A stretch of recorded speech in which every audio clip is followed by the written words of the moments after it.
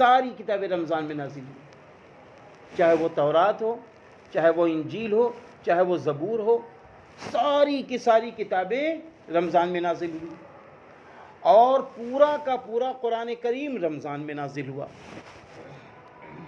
شب قدر کی جو رات ہوتی ہے، اس رات میں اللہ نے پورا قرآن نازل کیا۔ اللہ تعالیٰ نے قرآن میں صاف صاف فرما دیا، شہر رمضان الذی انزل فیہ القرآن ھدی للناس وبینات من الہدی والفرقان۔ یہ قرآن وہ ہے جس کو رمضان میں نازل کیا گیا ہے، رمضان میں نازل کیا ہے، اور شب قدر کی رات میں، شب قدر کی رات میں نازل کیا گیا ہے۔ اب جب یہ قرآن نازل کیا گیا تو اللہ نے سب سے پہلے پورا کا پورا قرآن لوح محفوظ میں پہنچا دیا۔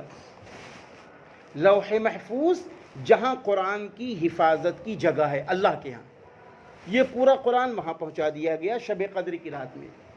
پھر 23 سال چند ماہ کے اندر یہ پورا قرآن جیسی جیسی ضرورت پڑتی گئی قرآن نازل ہوتا چلا گیا، جیسی جیسی ضرورت پڑتی گئی قرآن نازل ہوتا چلا گیا۔